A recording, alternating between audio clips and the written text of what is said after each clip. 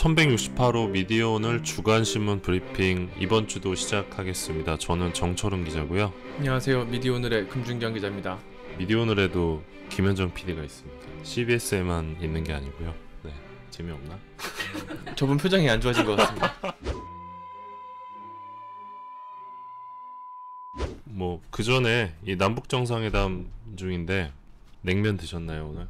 아, 네, 저는 곰탕 먹었습니다. 네. 하동관 가서. 하동관? 네. 아, 저기 여의도에 있는? 네, 맞습니다. 아, 거긴 딱 그거 메뉴 하나만 팔죠? 맞아요. 그 밥 말아서 주는 맞아. 곰탕이라 그래야 되나? 맛있던데. 네, 맛있어요. 저는 오늘 김현정 PD와 함께 평양냉면을 먹었습니다. 만두도 드셨던데요? 맛있겠던데, 만두. 찹쌀 순대도 먹었습니다. 맛있겠다. 아, 이 정도만 얘기하면 되려나? 그 일면을 좀 볼 텐데요. 저희가 평양 정상회담과 관련된 기사도 썼는데 아무래도 또 미디어 비평지다 보니 다른데 좀 더 힘을 줬습니다. 그 금준경 기자와 노지민 기자가 이 참여정부 때부터 문재인 정부까지 그 각 정부별 이 주요 미디어 기관의 그 수장들, 인사들 좀 분석을 해봤는데요. 네. 요게 제가 알기로는 우리나라에서 처음 나온 분석 기사 같은데 맞죠? 네, 처음 나온 거예요. 감사합니다. 네. 네. 일단은 의미를 좀 부여하고요. 네. 네. 분석을 하셨는데 네. 일단 결과는 좀 어떻게 나왔나요? 이게 분석이 좀 되게 어렵더라고요, 생각보다. 그러니까 이게 뭘 했냐면 한국인 미디어 관련된 정부기구, 공영방송 이사회 이런 기구의 인사들의 출신과 성별을 분석을 해서 비교를 해봤는데요. 그래서 각 정부별로 어떤 특성이 나타났고 발견되는 문제는 뭐고 어떤 개선을 해야 될까를 좀 논의하는 포인트가 있었던 기사인데, 여기서 말하는 기구라 하면 뭐 MBC 관리감독기구인 방송문화진흥회, 맞습니다. KBS 이사회, 네. 그리고 방송통신위원회, 네. 방송통신심의위원회, 네. 그리고 한국언론진흥재단, 맞습니다. 그리고 코바코. 코바코까지. 코바코는 이제 공영방송의 광고 판매를 대행하고 있는 정부기관. 네, 맞죠? 맞습니다. 네, 어떤 결과가 이렇게 조사를 해봤는데요. 나왔나요? 좀 되게 저희가 여러 가지 측면을 좀 해서 좀 종합적인 분석을 해봤는데, 재밌는 거는 언론기구인데 언론인이 아닌 사람들이 수장을 맡는 그런 정부가 있고요. 그리고 정부마다 색깔이 좀 많이 좀 차이가 나는 게 좀 있는데, 이거 노무현 정부 때는 언론인이 39%, 언론학자가 23%, 언론 쪽 분야가 62%가 되죠. 그러네요. 예. 근데 이명박 정부에 들어서는 이게 언론인이 13%, 언론학자가 20%를 줍니다. 굉장히 많이 떨어지네요. 네. 그리고 박근혜 정부 가서는 아까 말씀드린 그 7개 기관에서 네. 언론인과 언론학자 출신이 단 한 명도 없습니다. 0%? 네. 0%고요. 50%가 정치인. 그리고 기타로 분류된 분도 있는데 이분은 이인호 이사장, 뉴라이트 역사학자, 그리고 박효종 방송통신심의위원장, 윤리학자, 뭐 이런 분들이 있고, 또 법조인, 고용주 이사장 이런 분들이 수장을 맡았다는 이야기겠죠. 그러니까 어떻게 보면 참여정부 때는 좀 전문성이 있는 인사들이 좀 눈에 보였는데, 그렇죠. 이명박 정부 때 그 비율이 절반 정도로 쪼그라들고, 네. 또 박근혜 정부에서는 그마저도 쪼그라들어서, 네, 단 한 명도 없습니다. 그러니까 개인의 직업이 여러 가지가 있잖아요. 근데 언론인이었다 하더라도, 동아일보 기자였다 하더라도 대통령 대선 캠프 들어가서 있건 아니면 국회의원을 하신 분들은 정치인으로 분류를 했는데, 예, 그렇게 한 결과를 보면 지금 말씀드린 것 같은 결과가 좀 나오는 거고요. 문재인 정부 들어서는 다시 과반을 회복했습니다. 언론인과 언론학자가 58%씩 하고 있고요. 참여정부랑 좀 비슷한. 네, 그래서 참여정부와 노무현 정부 스타일이 굉장히 비슷해요. 그래서 참여정부와 문재인 정부. 네, 이거 외에도 뭐 여러 가지 통계를 돌렸지만은 공영방송 이사회나 뭐 정부 여당 추천 위원들과 이사들을 따로 분석해봐도 좀 비슷한 결과가 나왔고요. 재밌는 거 이명박 정부는 그 주로 보수적인 언론인과 언론학자들을 많이 기용을 한 것 같아요. 근데 박근혜 정부는 그게 아니라 아예 언론 이력이 단 하나도 없는, 고용주 이사장은 공안검사로서 이름을 날렸던 분이고, 그렇죠. 박효종 교수는 뉴라이트 학자로 언론 실무를 단 하루도 한 적 없는 분이고, KBS 이인호 이사장도 마찬가지로 뉴라이트 학자인 분인데, 이런 분들이 언론 기구 수장으로 앉았으니 언론이 정말 언론다워지지 않는 좀 그런 문제가 됐던 거죠. 있었다는 네. 점이 좀 포인트고요. 두 번째 포인트는 낙하산 인사 문제인데요. 공영방송 이사장이나 혹은 방송통신위원장, 방송통신심의위원장 같은 그런 언론 보도나 제어가나 이런 거를 통제할 수 있는 위치에 가는 사람들이 되게 정치인 출신인 경우가 종종 있었거든요. 최시중 방통위원장 다들 아시잖아요. 방통 뭐 대원군이라 그랬나? 네, 방통대군이라 그랬나? 뭐 그래서 방통대군. 이 거의 뭐 캠프 활동을 하시고 대통령 멘토로 활동하시다가 동아일보 출신이었던 맞습니다. 것 같은데. 그리고 그 다음에 방통위원장 하신 분도 이경재 위원장, 한나라당 국회의원을 지냈던 분이고 이어서 계속 뭐 허원재, 김석진, 이영 뭐 국회의원 하거나 공천 신청했던 이런 분들이 하는 그런 게 논란이 있었는데 문재인 정부는 클리어한 건 있어요. 방통위와 방통심의위에 정부 여당 추천위원들이 단 한 명도 정치 기획 그렇게 발담갔던 분들이 없어요. 굉장히 고무적이고 전문성에서 의미를 좀 부여할 수 있는 것 같은데 문제는 문재인 정부에도 아까 말씀드린 통계에서 정치인이 2명 있는데요. 언론진흥재단과 코바코 한국방송광고진흥공사에는 둘 다 지금 문재인 캠프 출신 인사들이 가 있습니다. 근데 이 두 기구가 공통적인 거는 이명박 박근혜 정부 때도 똑같이 캠프 출신 인사들 혹은 정치권에 몸담았던 분들이 그대로 사장이 되는 경우가 있어서 계속 그게 관행처럼 반복되고 있다는 그렇죠. 거죠? 그래서 노무현 정부와 특히 최근에 문재인 정부에서는 그래도 방통이나 방통심의위에서는 좀 그렇게 편향되거나 정치적인 사람을 만든다는 걸 인지하고 있지만 여전히 코바코나 언론재단은 대선 특보들의 좀 자리 챙기기로 그치는 것 같아서 좀 아쉽다는 지적을 할 수 있을 것 같고요. 네. 그 이명박 박근혜 정부는 이제 우리가 흔히 이제 보수 정부로 분류를 하는데 이 이명박 정부랑 박근혜 정부 인사의 차이점이 있다면 뭐가 있을까요? 아까도 뭐 언급해 주시긴 하셨지만 어떤 이명박 정부에서의 일관성이 있다면 뭐가 있을까요? 이명박 정부에서는 아까 말씀드린 것처럼 그 언론인 출신과 언론학자들을 많이 써요. 그래서 그 뭐 김우령 교수 같은 분이 언론학계 내에서도 비판을 받잖아요. 되게 정권에 복무를 했다 이런 지적을 받는데 그런 포인트가 있고요. 박근혜 정부에서는 저희가 분류할 수 없는 기타와 그리고 검사 출신 법조인들이 강세를 보이는 차이가 있습니다. 그러니까 박근혜 정부를 표현하는 여러 키워드 중에 이제 인사참사 키워드가 있는데 되게 종잡을 수 없는 인사를 많이 했었거든요. 그렇죠. 이게 이 언론계, 이 미디어 기구 쪽도 마찬가지였던 것 같고 그 방통위원장들을 봐도 최성준 방통위원장이 판사 출신이거든요. 방송과 통신을 단 하루도 해본 적 없는 분이 어떻게 이 일을 할 수 있을까 의문이 들었고 이분의 장인어른과 그 김기춘 비서실장이 굉장한 우위를 갖고 있는 분이기 때문에 그 연으로 됐다라는 좀 지적도 있었고요. 이명박 정부는 특징이 하나 더 있는데 그 어느 정부에도 나타나지 않은 성향의 사람들이 있어요. 기업인.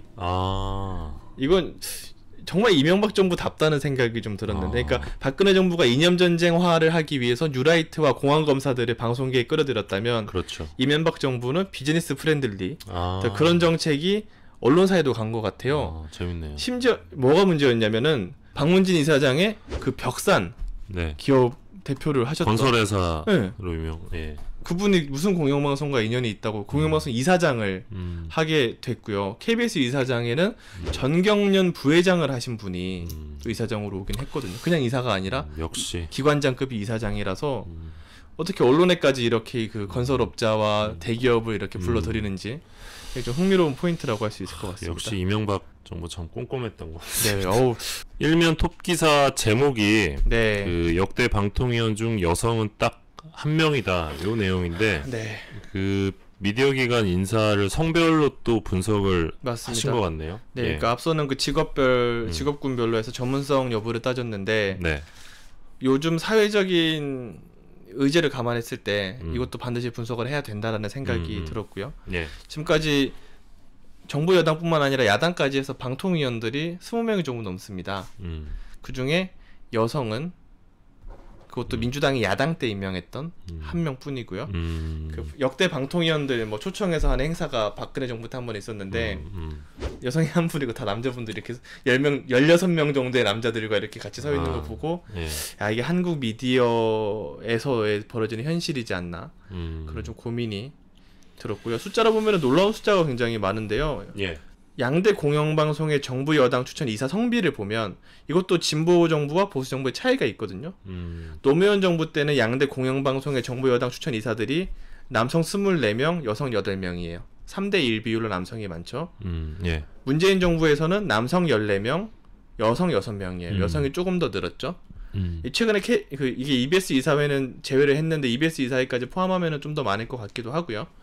근데 이명박 박근혜 정부 때는 공영방송 이사 정부 여당 추천 이사들이 이명박 때 남성 29명, 여성 3명. 아. 거의 10배 차이예요. 10대 1 정도 되네요. 그렇죠. 10대 1. 네. 박근혜 정부 때는 14명 대 2명. 7대 1. 네. 그리고 이제 방통위와 방심위원들, 정부 여당 추천 위원들 성비를 보면 예. 이명박 정부 때 만들어졌으니 그때부터 기준으로 보면 이명박 때는 22대 3, 박근혜 때 11대 0. 여성 대통령이지만 방통위원과 방심위원은 저는 남성으로 그러네요. 했었고요. 문재인 정부 때는 지금 6대 3으로 유지가 되고 있습니다. 어떻게 보면 그 참여정부 때와 달리 이명박 정부, 박근혜 정부를 거치면서 뭔가 심각한 그 인사의 문제가 맞습니다. 발생하고 불균형, 편향 내지는 뭐 전문성 결여 이런 네. 문제들이 있었는데 문재인 정부 들어서 그게 어느 정도 회복세를 보이면서 좀 정상화되고 있다. 네, 이렇게 맞습니다. 봐도 네. 되겠네요. 제가 방송통신심의위원회 관계자들한테 이렇게 물어본 결과 문재인 정부의 미디어 규제 기구에 정부 여당이 6대 3으로 나오긴 하지만 이게 방통위가 다 3명 다 남성이거든요. 방심위는 3대 3으로 맞췄어요. 이렇게 정부에서 그렇게 맞춘 게 의도를 해서 그렇게 맞춘 거라고 하고 그 여성분 중에 한 명은 그 윤정주 여성 민우회 미디어 운동 본부 소장인데 이분은 여성계면서 동시에 언론운동을 하시는 분으로서 이제 전문성도 있다고 평가를 받고 지금 방심위에서도 다른 위원들이 캐치하지 못하는 점들을 좀 지적을 하고 있어요. 그래서 단순히 뭐 그런 지적을 하시는 분들이 있더라고요. 댓글이나 이런 거를 보면 아니 그게 성별이 생물학 중에 그렇게 중요하냐. 근데 그게 물론 완벽하지 않지만 성별과 더불어 다양성과 전문성이 동시에 보장이 되는 인사가 중요하고 그런 측면에서 윤정주 위원회 조금 의미가 있었던 것 같고요. 최근에 그 민주당 진선미 의원실에서 또 대표 발의한 법안이 있죠. 네, 맞습니다. 방송통신심의위원회에서 그 위원을 임명할 때 특정 성별이 위원의 3분의 1을 넘지 않도록 하는 법안이 나왔는데요. 이게 왜 나왔냐면 특히 방심위가 왜 중요하냐면 물론 딴 것도 중요하긴 하지만 방심위는 방송을 심의하는 기구잖아요. 그렇기 때문에 다른 기구보다 더 이렇게 다양성이라는 가치가 존중이 돼야 되는데 그렇죠. 제가 박근혜 정부 때 방심위를 출입을 했지 않습니까? 그때 정말 참사 9명의 위원 전원이 50대 이상 남성이에요. 예. 그 JTBC 드라마 서남요고 탐정단에서 그 동성 키스 장면이 문제가 됐어요. 그게 정부 여당 6대 3인데 그건 8대 1로 의결이 된 걸로 기억을 하거든요. 그 정도로 불균형이 심각하고 어떤 위원은 그 KBS의 예능 프로그램이 너무 여성의 몸매를 부각하는 거여서 그 심의에 올라왔는데 그분이 뭐라고 했냐면 회의 때 눈요기는 됐네. 그 말을 하고 이거 회의록에서 지워주세요라고 말을 했어요. 하지만 기자들은 들었잖아요. 기사를 썼죠. 그리고 다음날 찾아와서 뭐 자기가 뭐 언론계 선배인데 뭐 하면서 막 그거를 쓰지 말라는 걸 왜 쓰냐 이런 지적을 하기도 했었고 그리고 인터넷 방송 관련해서도 그 인터넷 방송 좀 야하게 진행하던 그런 분들이 이렇게 의견 진수로 왔는데 아니 예쁜 아가씨가 왜 그렇게 욕을 해? 뭐 이런 식으로 한다든가 굉장히 이 자질의 문제까지 정말 거론할 정도의 좀 심각성이 있었는데 그런 거에 대해서 좀 개선이 필요했던 상황이었습니다. 네, 그 시대도 변하고 사회 분위기가 바뀌면서 또 정부도 맞춰서 변화를 좀 보이고 있는 것 같고요. 이게 사실 이런 미디어 기구 쪽 인사들은 이렇게 모아서 분석을 하지 않으면 잘 눈에 띄지 않는데 고생하셨고요. 감사합니다. 유용하게 또 많은 학자분들이 이 통계를 이용하지 않을까. 약간 이게 제가 그 논문이나 이런 데 인용이 좀 될 가능성이 셀프로 생각하자면 있어 보이고요.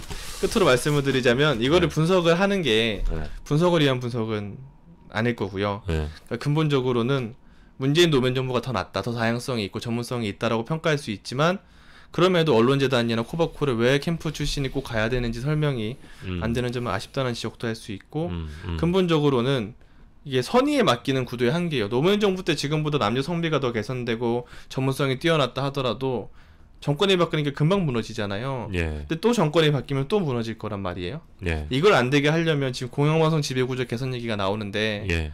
그것만 바꿀 게 아니라 지금 정부 여당이 굉장히 수혜를 입고 있는 방통위와 방통심의위의 지배구조도 합리적으로 바꿔놔야 정권이 바뀌어도 이게 또 안정감 있고 그렇게 할 수 있고, 그거 외에 또 진선미 의원의 법안처럼 다양성의 가치, 그거 외에 또 지역성이나 이런 법안이 나올 수도 있겠죠.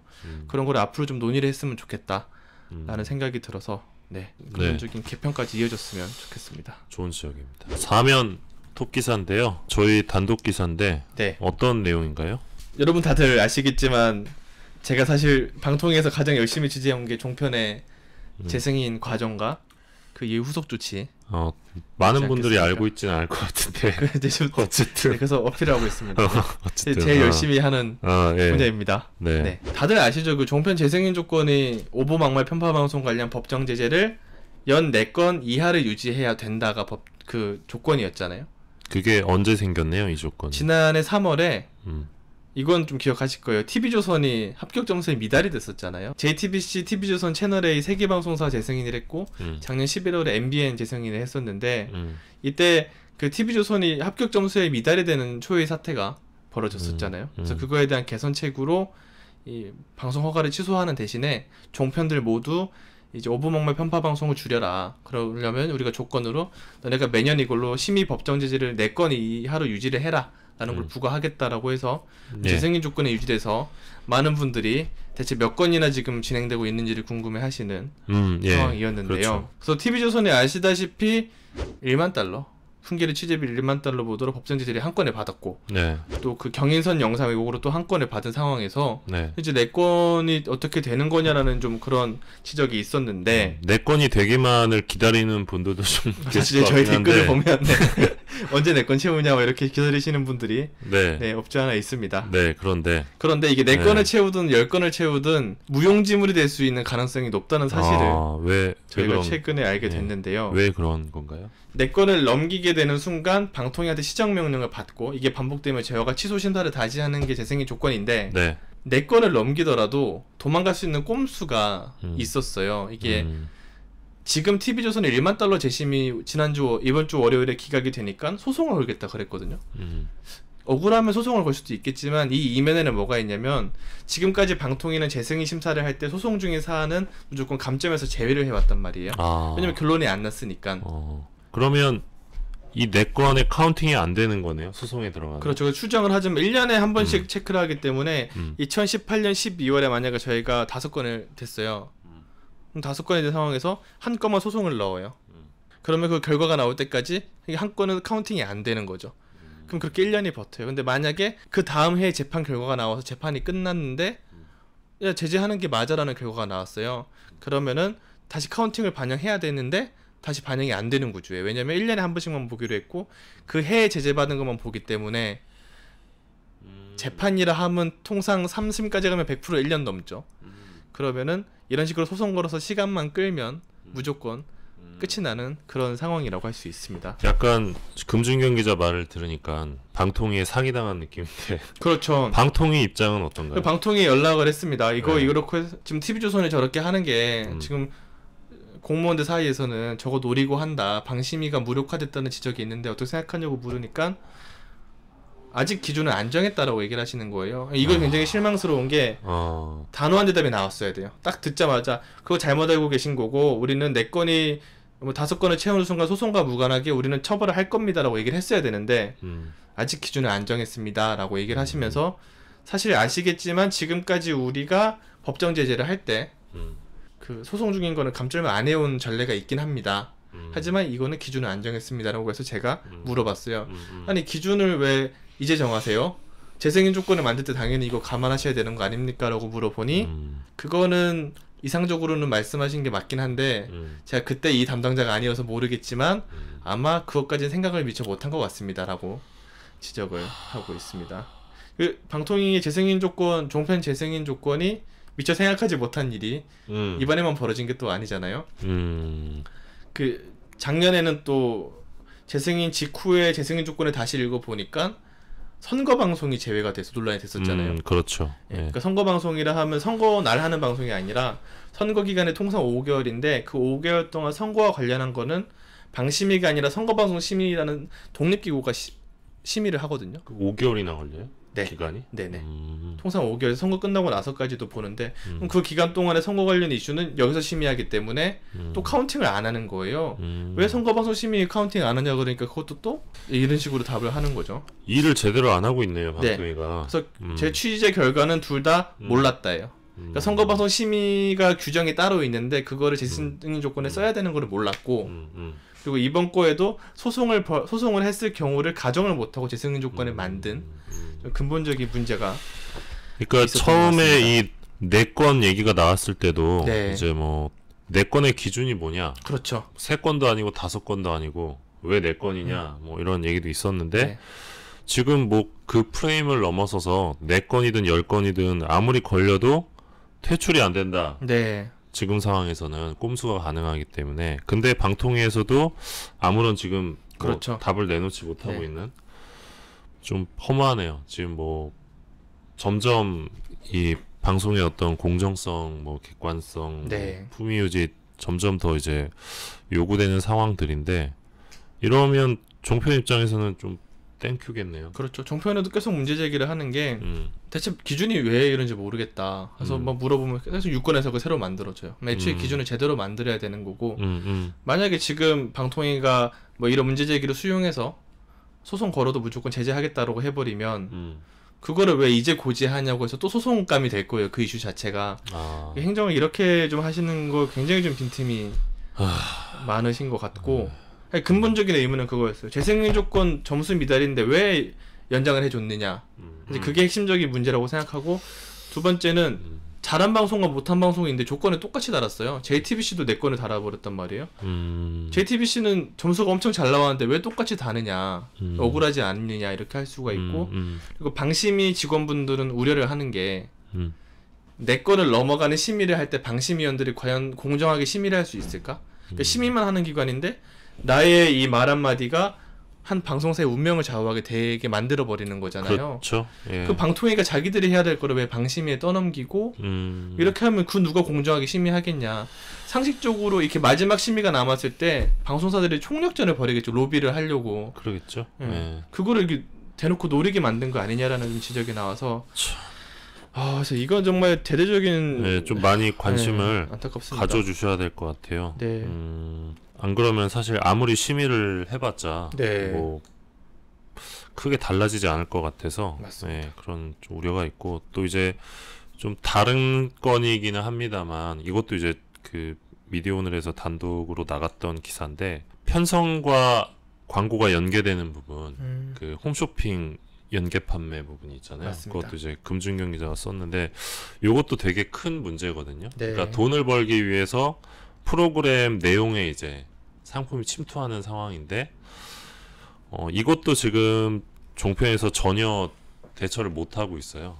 그래서 이 경우에는 어떤 상품 판매를 위해서 그 과장 광고 성격의 프로그램이 나와서 시청자를 기만하더라도 처벌이 좀 불가능한 상황. 맞습니다. 그렇죠. 그래서 좀 방통위가 좀 일을 좀 열심히 해야겠네요. 네, 빈틈이 너무 많습니다. 네, 빈틈이 많네요. 금준경 기자는 그 방통위가 이 사안들을 좀 해결할 때까지 네. 10년이든 20년이든 제가요? 방통위 네. 출입을 맡아주세요. 감사합니다. 다음은 구면 톱 기사인데요. 팩트체크 기사입니다. 그 최근에 자유한국당에서 뭐 이런 주장을 했다면서요? 나는 꼼수다 이야기를 하면서 네. 뭐 어떤 주장을 한 건가요? 그 자유한국당의 박성중 의원이라고 그 가짜뉴스 무슨 뭐 센터장 하시면서 가짜뉴스 문제를 전문적으로 제기하시는 분인데 네. 이분이 속칭 가짜뉴스를 만들고 계시는 그런 상황인데요. 네. 최근에 조선일보, 중앙일보 그리고 또 확인해보니까 채널A까지 해서 세 언론사에서 굉장히 유사한 보도가 나왔어요. 핵심은 지금 유튜브에서 보수방송이 뜨고 있잖아요. 네. 그래서 민주당이 유튜브를 규제하려고 한다. 이거는 언론의 자유를 침해하는 거고 세상에 유튜브 규제라는 건 말도 안 된다라는 지적을 이 세 언론사 조중동이 다 썼어요. 근데 네. 그러면서 하는 지적이 그 조선과 중앙일보의 박성중 의원의 기사 그 발언이 똑같이 나가는데요. 예. 조선일보 기준으로 보면은 이명박 박근혜 정부에서 우리가 팟캐스트 나는 꼼수다가 가짜 뉴스를 만들어도 우린 규제하자고 한 적이 없다. 근데 민주당은 왜 그러느냐라고 지적을 했고 이 멘트가 기사에 그대로 나가고 네. 있는 상황입니다. 네. 그래서 기사들을 보면 네. 유튜브도 방송법 적용하려는 여당, 한국당은 재갈무릴리기라고 반발한다. 자유한국당과 보수 언론이 프레임을 잘 짠 것 같은데. 네, 잘 짰어요. 그래서 팩트 체크를 하셨죠? 네, 그래서 네. 이게 네. 그 지금 들은 얘기만 보면은 아 사실인가라고 느낄 수도 있는데 굉장히 이 기사가 치명적인 논리적인 결함이 굉장히 많아요. 이 기사들이. 네. 그래서 하나하나 따져보자면 예. 쉬운 거부터 할게요. 나는 꼼수대에 대해서 규제하자고 한 적이 있냐 없냐. 이거는 네이버 검색하면 5분 만에 나옵니다. 이거 제가 이명박 정부 때 제가 기자를 안 했지만 네이버 검색하면 나옵니다. 2011년 한나라당 이철호 의원 네. 방통위 예산안 심사 과정에서 예.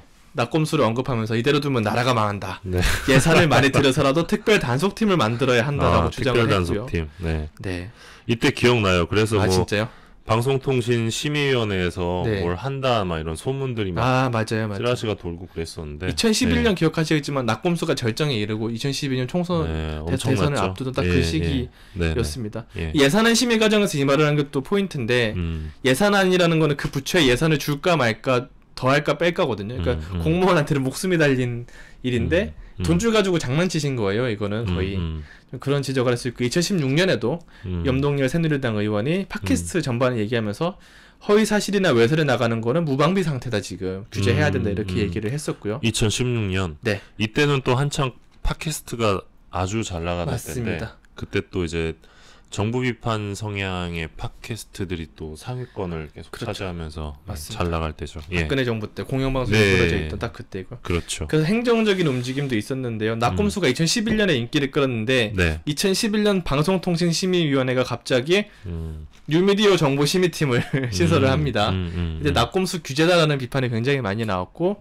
결국 야당 의원들이 퇴장을 하고 막 싸우는 과정에서 결국 안이 좀 조정이 돼서 뭐 실제로 심의를 하지는 않았지만 추진하는 게 지금 기사로도 다 나와 있는 상황인데 그렇게 거짓말 하시면은 안 될 것 같고요. 근데 지금이랑 미디어 환경이 다르다는 걸 아셔야 되는 게 그때는 뉴미디어 플랫폼이 그렇게 인기가 있지 않았어요. 막 유튜브나 팟빵이나 이런 게.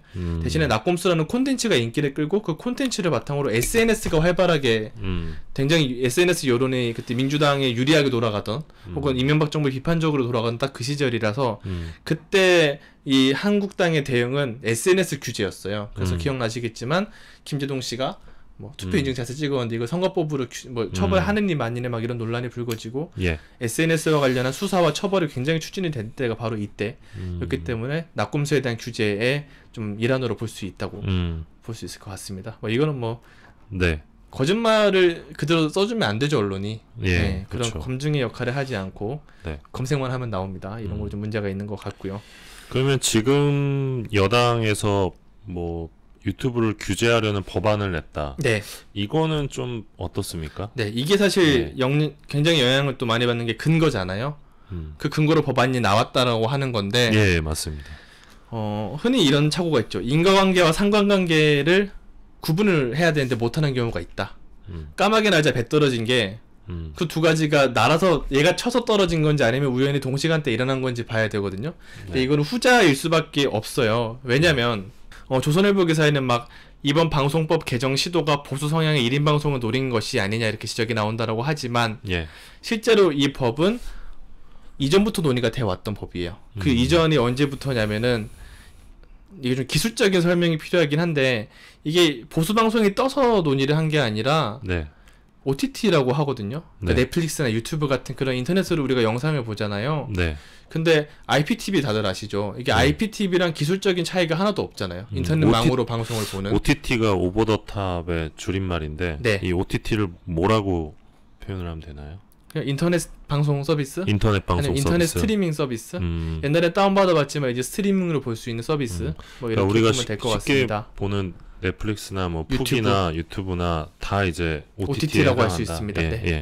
고민에 빠진 거예요. IPTV를 방송에 넣어야 되는데 OTT는 냅둬야 되나? 그래서 기술적 차원에서 접근해서 OTT를 규제를 하려는 게 이 법이고요. 그래서 이 법은 유튜브라는 명시도 나와 있지 않을 뿐더러 OTT 법제화라는 그 문구가 하나 있어서 논란이 되는 건데, 만약에 보수우파 방송을 규제하려고 했다면 법을 이렇게 만들면 안 돼요. 왜냐면 이 법은 통합방송법이라고 해서 지금 20년 동안 유지되는 방송법이 지금 방송이 20년 만에 엄청 변했잖아요. 엄청나게 변했죠. 20년 전에 지상파밖에 없던 시절이고 케이블 막 있던 시절이고, 지금은 네, 예. 지상파를 안 보고 막 인터넷으로 보는 시대이기 때문에 방송의 개념을 바꾸는 법이에요. 그렇죠. 쟁점이 엄청 많아요. 많죠. 그 가운데 수십 개 쟁점 중 하나가 바로 이 인터넷 방송 규제 여부인데, 그러면은 이게 발의한 분이 김성수 의원인데, 김성수 의원의 보수파 방송을 규제하려면 이 법을 만드는 게 아니라 그 OTT 법제하면 따로 법을 만들었어야 돼요. 원 포인트로. 그렇죠. 근데 이렇게 복잡한 법에 껴넣는 것 자체가 논리적으로 말이 안 되고,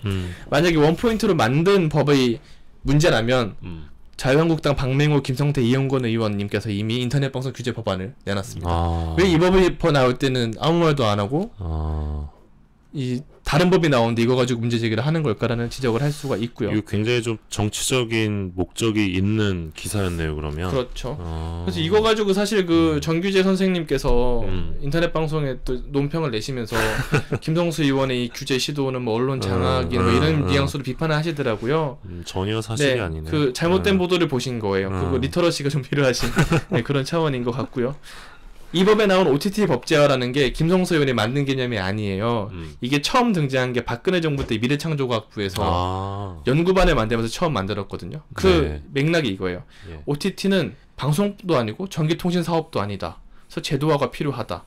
이어서 박근혜 정부 때 방통위원장이 인터넷 방송을 통신으로 분류됐는데 방송으로 재정립을 해야 된다. 그래서 연구하겠다라고 말을 했어요. 지금 김성수 의원을 비판할 게 아니라, 만약에 OTT 법제화가 문제라면은 이 박근혜 정부 때 미래창조과학부와 방통위를 비판을 하시는 게 맞아서 조금 그러니까 핀트가 어떻게 어긋난 것 보면 같습니다. 이 통합방송법이 나오게 된 어떤 지난한 길고 험난한 과정이 그렇죠. 있고 쟁점도 굉장히 많은데 네. 그 중에서 그 OTT 관련한 것만 딱 뽑아서 자신들의 입맛에 맞게 네. 해석을 해서 지금 기사를 쓴 거네요. 이건 제가 장담하는데 네. 지금 기사 나온 것 중에 이 법안을 안 읽어본 분이 분명히 있어요. 법안을 읽어봤다면 이렇게 설명하면 안 되고 이렇게 법안을 읽어보고 설명했다면 기자 하시면 안 되는 수준인 것 같아요. 지금 설명들이 맥락을 반영을 하면 기사거리가 안 되는 거죠. 근데 그래서 아까 까마귀 날짜 배 떨어진단 말이 나온 게 네. 지금 보수우파 방송이 뜨고 인터넷 규제 법안이 나와 있으니까 두 개를 억지로 엮은 흔히 조중동의 기사의 그 억지스러움 비판할 때 나오는 그 프레임 있잖아요. 네네. 그게 좀 작용을 한 거 아닌가라는 생각이 들었고요. 요 기사도 이제 금준경 기자가 썼는데 네. 이게 뒷부분에 보면 이제 그 조선일보의 이 또 조선일보로 비판하는 네. 네, 그런 대목도 있던데 어떤 내용인가요? 이게 너무 재밌어서 따로 기사를 뺄까 말까 고민을 네, 할 정도로 네, 좀 네. 재밌었는데 예. 그 팩트 체크와 별개로 예. 한 언론사가 조선일보가 불과 3개월 만에 유튜브에 대한 입장이 정반대로 바뀝니다. 지금 이 9월 15일에 나온 이 기사 같은 경우에는 유튜브에서 보수 성향 방송이 뜨고 있다. 현 정부의 비판적인 내용이 많다고 설명을 한 뒤에 그렇죠. 야권에서는 보수 재갈 물리기라고 반발한다. 그렇죠. 공중파처럼 1인 방송을 규제하는 건 비상식적이라는 지적도 나온다라는 기사가 요지예요. 네. 그래서 막 전문가들이 막 표현의 자유 침해 문제, 유튜브라는 플랫폼의 규제가 불가능하다 뭐 이런 지적을 지난 5월 4개월이 됐네요. 네. 어느덧 4개월 네. 전에는 제목이 드루킹도 깜짝 놀랄 여론 조작 유튜브에 널렸다 기사가 나옵니다. 예. 이 기사에서는요. 예. 이때는 지금처럼 보수파 방송이 안 떴나 봐요. 멘트가 뭐라고 나오냐면 네. 최근 우파 채널도 많아졌지만 네. 구독자 수에 비하면 좌파 성향 채널에 훨씬 못 미친다라고 하면서 유튜브를 고삐 풀린 가짜뉴스 횡행이라고 지적을 해요. 이때가 선거 기간인데 지금 정치인들에게 불리한 가짜뉴스가 너무 나온다. 하지만 이 유튜브라는 공간은 좌파가 더 득세하기 때문에 굉장히 좌파에 편향적이다라고 비판을 하면서 유튜브는 심의가 이루어지지 않는 사각지대에 놓여 있다. 그리고 유튜브로 인해서 민주주의가 위협받고 있다. 이런 식의 전문가 멘트를 내보내고 설명을 내보내는데요. 어떻게 4개월 만에 기사가 그렇죠. 정반대의 기사가 나왔네요. 네. 이 4개월 만에 바뀐 건 딱 하나 있죠. 본인들도 기사에 썼어요 이미. 우파 채널의 부상 여부. 그러니까 어느 성향의 채널이 부상하느냐에 따라서 유튜브가 민주주의의 위기고 가짜뉴스에 발언지고 사각지대라고 했던 언론이 이제 와서는 보수 유튜브 방송이 인기를 끄니 여당이 언론 자유를 침해하려고 한다라는 정반대 논리로 이어지는 거 굉장히 모순적인 것 같습니다. 지금 이 상황을 좀 추정을 해보면 네. 이 뭐 조선일보 기자뿐만 아니라 이 자유한국당 쪽 아무튼 이 보수 성향 쪽 분들이 이 요즘 뜨는 이 우파 성향의 네. 유튜브를 시청을 하다가 아마 이분들이 방송에서 주장을 했겠죠. 네. 이 김성수 의원이 뭐 이런 법안을 만들어서 우리를 억압하려고 한다. 네. 이런 이제 주장을 펼쳤겠죠. 그 주장을 보고 정말 그런가 싶어서 이제 그쪽으로 야마를 잡고 이런 기사를 쓰지 않았을까. 네. 약간 이 맞습니다. 보수 우파 유튜브 쪽의 어떤 발주 기사 느낌이 좀 나는데 아무튼 이 일단 OTT 법제화의 원조는 박근혜 정부이고요. 또 자유한국당은 나는 꼼수다 규제를 거론한 적이 있습니다. 네. 굉장히 많고요. 그리고 조선일보의 경우는 불과 4개월 전에 지금과는 정반대 기사를 내기도 했다. 네. 그래서 이 부분을 좀 감안하시고 독해를 하시면 좋을 것 같습니다. 독자분들은 법 원문을 읽어보지를 못하시죠. 접근성 자체가 떨어지니까. 그럼 언론이 전해준 말만 보고 믿는 건데 그렇죠. 이런 식으로 하시면 문제인 것 같습니다. 하나만 더 말씀드리자면 네. 보수 우파 방송이든 진보 좌파 방송이든 성향의 문제가 아니라요. 정규재 선생님이나 조갑재 선생님이 나와서 논평하시고 언론 활동하시는 거를 전혀 불만이나 문제제기가 없어요. 근데 거짓말을 하는 거는 다른 문제죠. 의도적인 거짓말. 5.18 당시에 뭐 북한군이 침투를 했다더라.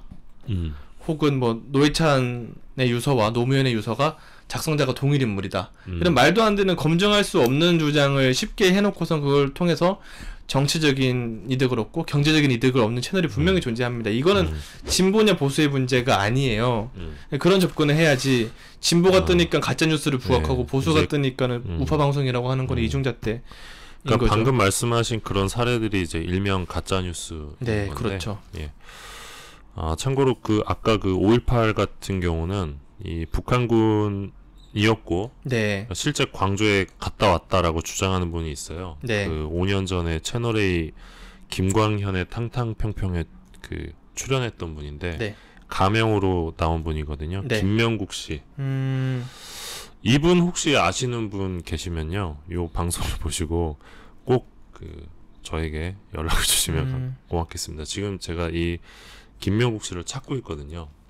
만나고 싶습니다, 김명국 씨. 가짜 뉴스를 좀 추적을 해보고 있는데 이런 부분들은 사실 진보와 보수의 문제는 아니죠. 예. 네, 맞습니다. 미디어오늘 1168호에서 소개할 마지막 기사인데요. 네. 이 삼성전자 협력업체 노동자 사망과 관련한 건입니다. 지난주에 좀 많이 논란이 됐었는데 사실 남북 정상회담 때문에 좀 많이 묻힌 감도 있는데 네. 좀 큰 사건이죠. 맞습니다. 어떤 사건이었나요?